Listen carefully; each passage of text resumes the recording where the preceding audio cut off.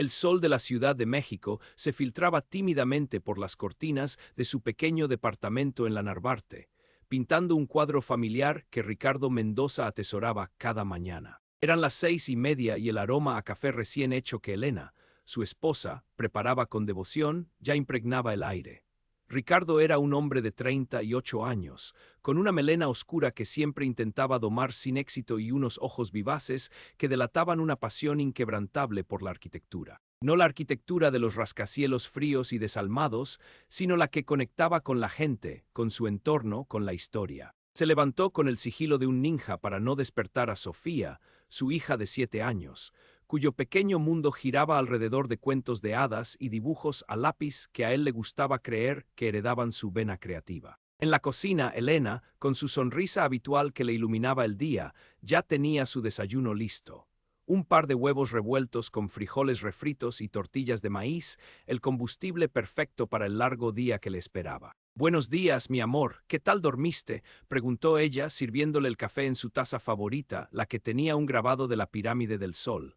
«Como un tronco, mi vida». Aunque la cabeza no para de darle vueltas al proyecto, respondió Ricardo, dándole un beso en la frente. Trabajaba como arquitecto senior en Arquitectura Moderna S.A.D.C.V., una firma con una reputación intachable en el corazón financiero de Polanco. La firma era un gigante en el sector, conocida por sus diseños audaces y su eficiencia, pero también, y Ricardo lo sentía cada vez más, por su mentalidad implacablemente corporativa, donde el número final en la hoja de cálculo a menudo eclipsaba cualquier consideración estética o social. Su sueño era ver sus diseños trascender el papel, convertirse en hogares, en comunidades, en espacios vivos que respiraran y contaran historias. Hoy era un día crucial. Después de meses de dedicación, incontables noches en vela y cada gramo de su ingenio, presentaría su propuesta final para el proyecto Eco Habitat Ciudad ante el Consejo de Administración. Justo antes de la llegada de los representantes de Global Habitat, un cliente internacional conocido por su enfoque en la sostenibilidad y la responsabilidad social. Ricardo había vertido su alma en ese proyecto. Un complejo de viviendas de interés social en las afueras de la capital, diseñado con materiales reciclados, sistemas de captación de agua pluvial, paneles solares discretos y amplios espacios verdes comunitarios. Era su visión de cómo la arquitectura podía ser a la vez vanguardista, económica y profundamente humana.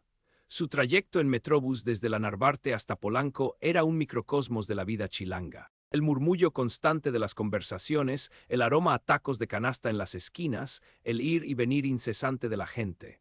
Ricardo observaba por la ventanilla, imaginando cómo esos mismos barrios, llenos de vida y color, podrían beneficiarse de una arquitectura más consciente. Al llegar a la oficina, el ambiente era el habitual: el zumbido de los ordenadores, el golpeteo de los teclados, el aroma a café de máquina. Su cubículo, atestado de planos y maquetas a escala, era un oasis personal en la pulcra y a veces impersonal extensión de cristal y acero. Laura, una joven arquitecta recién egresada y su mano derecha en el proyecto, ya estaba en su escritorio repasando las últimas diapositivas. «¿Listo para deslumbrar, jefe?», preguntó Laura con una sonrisa optimista. «Más que listo, Laura. Estoy convencido de que este proyecto es lo que la gente necesita y lo que el cliente busca», respondió Ricardo, sintiendo un nudo en el estómago. La sala de juntas principal era un espectáculo de sobriedad y lujo. Una mesa de caoba maciza, sillones de cuero, una pantalla gigante que dominaba una de las paredes de cristal con vistas espectaculares a la ciudad. Al frente, en la cabecera, se sentaba Armando Cisneros, el director general, un hombre cincuentón de porte impecable y mirada penetrante, a quien todos llamaban el patrón. Armando había construido un imperio a base de pragmatismo y números fríos, y su visión del mundo rara vez se alineaba con la de Ricardo. Para Armando, la sostenibilidad era una moda, no una necesidad; la responsabilidad social un gasto, no una inversión. La presentación comenzó. Ricardo, con la voz firme y el corazón en la garganta, empezó a desgranar su propuesta. Habló de la eficiencia energética, de la reducción de la huella de carbono, de los beneficios sociales de los espacios comunes, del uso de técnicas de construcción tradicionales mexicanas adaptadas a lo moderno. Mientras hablaba, intentaba conectar con los ojos de los miembros del consejo, buscando aprobación, entendimiento. Pero la mirada de Armando era gélida, su rostro una máscara impávida. Cuando Ricardo llegó a la sección de costos, detallando cómo la inversión inicial en sostenibilidad se recuperaría a largo plazo a través de ahorros operativos y una mayor calidad de vida para los residentes, Armando se irguió en su asiento. Ricardo, en serio, paneles solares para las abuelitas de Azcapotzalco y sistemas de captación de lluvia ¿para qué? Para que se laven los dientes con agua de charco. Espetó Armando, su voz retumbando en la sala. La risa forzada de algunos miembros del consejo, que siempre buscaban complacer al director, fue una puñalada para Ricardo. Señor Cisneros, es una inversión en el futuro, no solo una tendencia. Los estudios demuestran que estas características aumentan el valor de la propiedad y atraen a un segmento de mercado consciente, intentó argumentar Ricardo, su voz temblorosa por la indignación. Armando lo interrumpió con un gesto despectivo de la mano. Mira, Ricardo, este no es un cuento de hadas de ecologistas, es un negocio. Tus jardines verticales son un derroche, un chiste. Lo que nos va a dar Global Habitat es dinero, no premios de conciencia ambiental. Me parece que tu visión es, digamos, un poco demasiado artística y poco comercial. Aquí no estamos para salvar el planeta a costa de la rentabilidad. Queremos un proyecto que venda, que sea eficiente, no una utopía costosa. La sangre de Ricardo hirvió. Había dedicado meses a demostrar la viabilidad financiera de cada una de sus propuestas. Con todo respeto, director, la visión de Global Habitat es precisamente esa, inversión ética y sostenible. Nuestro proyecto se alinea perfectamente con sus valores corporativos. No es solo un costo, es una ventaja competitiva, un diferenciador en el mercado global actual, insistió, intentando mantener la calma. Pero Armando ya no lo escuchaba. Se volvió hacia el resto del consejo.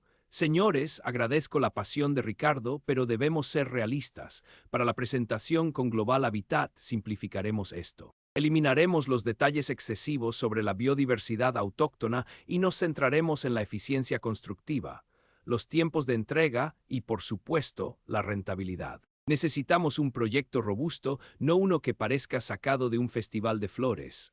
Ricardo, prepara una versión ajustada para mañana. Olvídate de los pájaros y las mariposas, concéntrate en los ladrillos y el cemento. Necesitamos algo más terrenal. Las palabras de Armando resonaron en la sala como un martillo sobre cristal. Ricardo se sintió humillado, su proyecto, su pasión, reducido a una fantasía de niño. El desprecio en la voz de su director era palpable, el mensaje cristalino. Sus ideales no valían nada frente al implacable dios del dinero. Cerró su laptop con un clic que sonó como un disparo en el silencio de la sala. Caminó de regreso a su cubículo con una procesión de miradas a sus espaldas, sintiendo el peso de la vergüenza. Laura le dirigió una mirada de compasión, pero no dijo nada. No había nada que decir. La oficina, antes un lugar de aspiración, se había convertido en una jaula de acero y frustración. Esa noche, el camino a casa fue un tormento. El bullicio de la ciudad, que antes le parecía una sinfonía de vida, ahora sonaba como un eco vacío de sus propias decepciones. Llegó al departamento, el aroma a comida casera de Elena intentando, sin éxito, levantarle el ánimo. Se sentó a la mesa en silencio. Sofía, con sus ojos curiosos, notó la pesadez en el aire. «Papi, ¿estás triste?», preguntó con la inocencia que solo un niño puede tener. Ricardo le forzó una sonrisa. «No, mi amor, papi solo está un poco cansado. Tuve un día largo en la chamba». Elena, sin embargo, lo conocía demasiado bien. Más tarde, mientras Sofía dormía, ella se sentó junto a él en el sofá. «¿Qué pasó, Ricardo? Estás diferente». Fue el proyecto. Ricardo no pudo contenerse más. Le contó todo, las palabras hirientes de Armando, la burla, la forma en que desmanteló su visión con una facilidad pasmosa. «Siento que soy un iluso, Elena, que estoy fuera de lugar en esa empresa. Quizás Armando tiene razón, quizás mis ideas son solo sueños caros que nadie quiere pagar. Me siento vacío, como si todo mi esfuerzo no sirviera para nada». Su voz se quebró. Elena lo abrazó fuerte. «No digas eso, Ricardo, eres brillante y tu pasión es lo que te hace único. Armando es un dinosaurio, un tipo con la mente cerrada que solo ve números. Pero el mundo está cambiando. La gente y sobre todo las empresas grandes están buscando algo más. Tu proyecto es lo que el futuro necesita. No dejes que un hombre viejo y amargado apague tu luz». Sus palabras, aunque sencillas, fueron un bálspera para su alma herida. Esa noche, Ricardo no durmió. Repasó cada detalle de la presentación, cada palabra de Armando. No era el proyecto lo que estaba mal, era la perspectiva del director. Global Habitat era diferente, había investigado a fondo la empresa. Su CEO, Ingrid Johansson, era una visionaria, una líder de opinión en el sector de la inversión ética. Su compañía no solo hablaba de sostenibilidad, la vivía. Las palabras de Armando, lejos de simplificar la presentación, la habían vaciado de su verdadero valor. Un plan empezó a gestarse en su mente. Un plan silencioso, arriesgado, pero impulsado por la convicción y la rabia contenida. Al día siguiente, Ricardo llegó temprano, se encerró en su cubículo con Laura. Laura, necesito tu ayuda. Armando quiere que ajuste la presentación. Lo haré, pero también voy a preparar la original, la que presentamos ayer, pero reforzada, con más datos duros sobre el retorno de inversión de la sostenibilidad. Con más fuerza en cómo esto beneficia directamente a la imagen corporativa de Global Habitat. Laura lo miró, primero con sorpresa, luego con una chispa de emoción.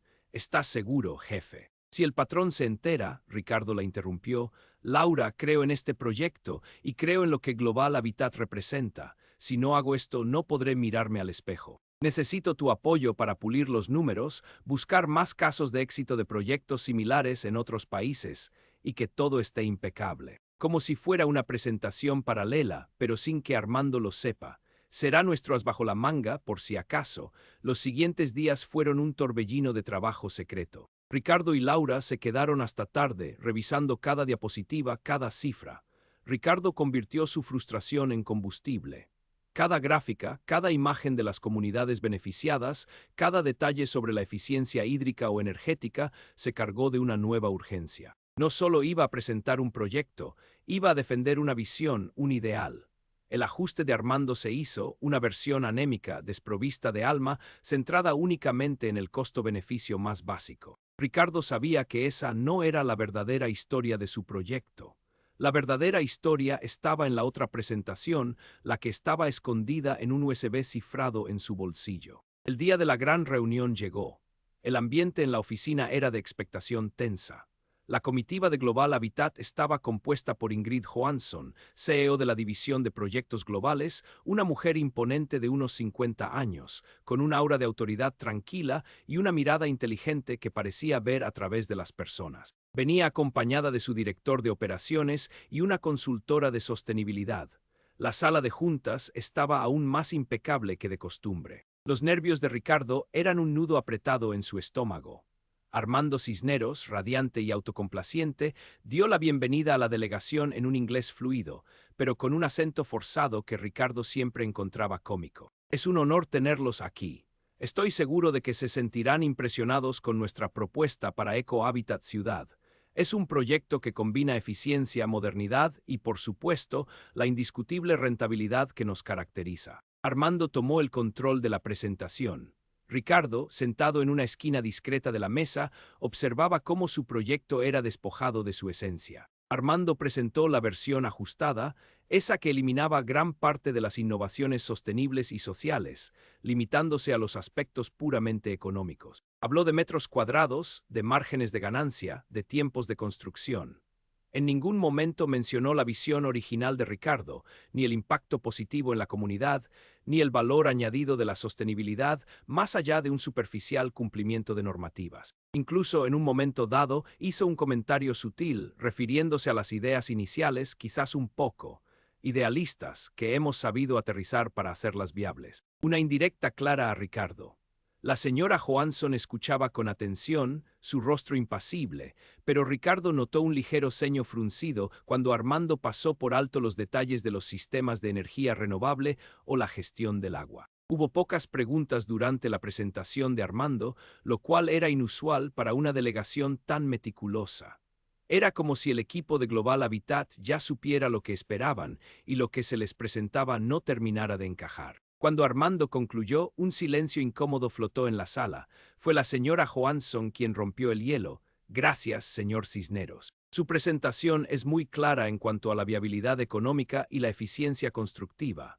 Sin embargo, en Global Habitat, nuestra misión principal es la inversión con impacto. Nos hemos posicionado como líderes en proyectos que no solo son rentables, sino también profundamente sostenibles y socialmente responsables. Revisamos sus propuestas iniciales, las que nos enviaron hace unas semanas, las que contenían una visión mucho más holística del proyecto. Nos gustaría entender por qué esos elementos, cruciales para nosotros, parecen haber sido minimizados en esta versión final. Armando se puso visiblemente nervioso. Se aclaró la garganta.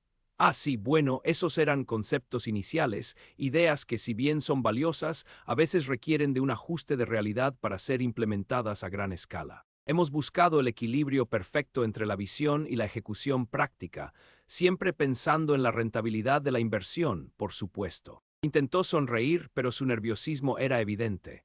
La consultora de sostenibilidad de Johansson, una mujer joven y perspicaz, intervino: entiendo. Pero, por ejemplo, los sistemas de captación de agua de lluvia y reutilización, junto con los paneles solares que mencionaban en el documento preliminar, fueron descartados por inviabilidad técnica o por sobrecosto excesivo que no se justificaría en el retorno a largo plazo. Armando balbuceó, buscando las palabras.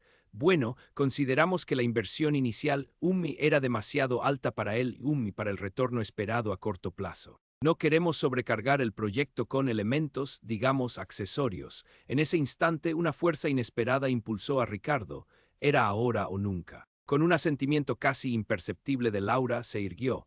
Con permiso, señor Cisneros, señora Johansson, dijo Ricardo, su voz clara y firme, atrayendo la atención de todos. Quizás pueda ofrecer una perspectiva sobre ese punto. Armando lo fulminó con la mirada, sorprendido por su audacia. Ricardo, creo que esto ya está discutido. Pero Johansson, curiosa ante la interrupción, hizo un gesto a Ricardo para que continuara. Por favor, joven, estamos muy interesados en todas las perspectivas. Ricardo tomó aire. Señora Johansson, los estudios que realizamos demostraron que la inversión en esos sistemas de sostenibilidad, aunque inicialmente más alta, se recupera completamente en un plazo de 7 a 10 años, generando ahorros significativos en costos operativos para los residentes, lo que a su vez se traduce en una mayor satisfacción del cliente y una reducción del riesgo de impago. Además, la huella de carbono del proyecto se reduce en un 40%, lo cual mejora considerablemente el perfil ESG de Global Habitat y su reputación como inversor responsable. Tengo las proyecciones detalladas y los casos de éxito de proyectos similares en Brasil y España que lo avalan. Mientras hablaba, Ricardo proyectó en la pantalla una diapositiva que había preparado, resumiendo los puntos clave de su presentación original. Gráficos claros sobre el ROI de la sostenibilidad, imágenes de comunidades prósperas gracias a proyectos similares, testimonios de residentes satisfechos. Su pasión era palpable, su conocimiento impecable. Habló no solo de números, sino del impacto humano, de la dignidad que una vivienda sostenible y bien diseñada ofrecía. Habló de cómo EcoHabitat Ciudad no era solo un conjunto de casas, sino un modelo de vida. La expresión de Armando Cisneros pasó de la sorpresa al enfado, luego a la consternación. Sus ojos se abrieron, sus mejillas se tiñeron de un rojo furioso. Estaba siendo públicamente desautorizado por uno de sus empleados frente a un cliente clave. Intentó intervenir. Ricardo, eso no es la versión final aprobada. Pero Johansson, con una sonrisa que apenas mostraba, lo detuvo con un movimiento de su mano. Había visto la diferencia. Había visto la pasión, la dedicación, la alineación perfecta con los valores de su propia empresa.